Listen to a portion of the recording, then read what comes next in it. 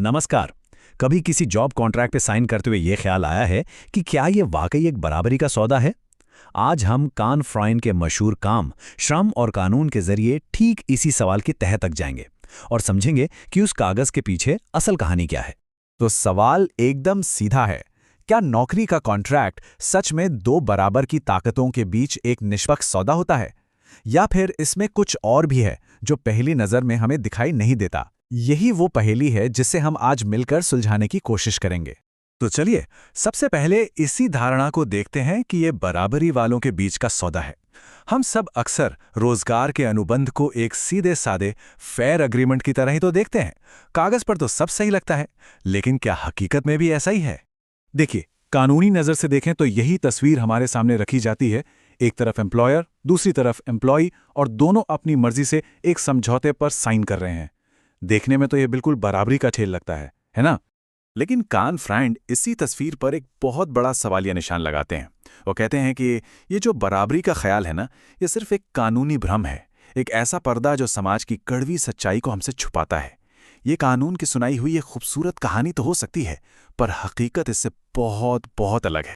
तो फिर अगर ये एक भ्रम है, तो सच्चाई क्या है? चलिए अब इस कानूनी पर्दे को हटाकर देखते हैं कि असल में वर्कप्लेस पर पावर का असली खेल कैसे खेला जाता है। इसे समझने के लिए हमें सामाजिक शक्ति या सोशल पावर के कॉन्सेप्ट को समझना होगा। इसका मतलब बहुत सीधा सा है, दूसरों के बर्ताव को अपने हिसाब से चलाने की क्षमता। और ये शक्ति समाज में कभी भी बराबर नहीं बढ़ती।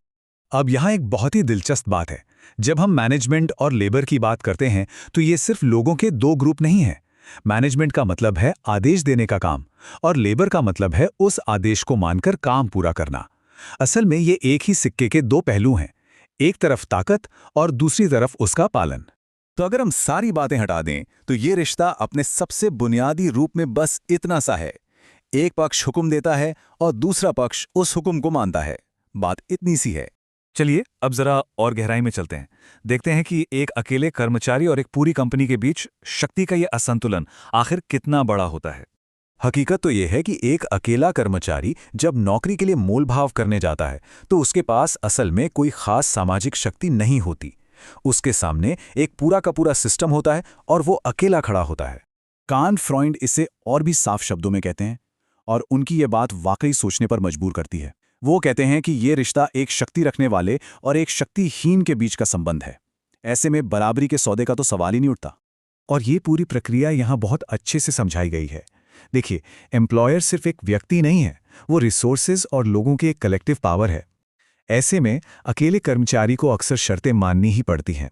इसीलिए जॉब कॉन्ट्रैक्ट शुरू में एक सरेंडर जैसा है, और नौकरी के दौरान ये अधीनता की स्थिति बन जाती है।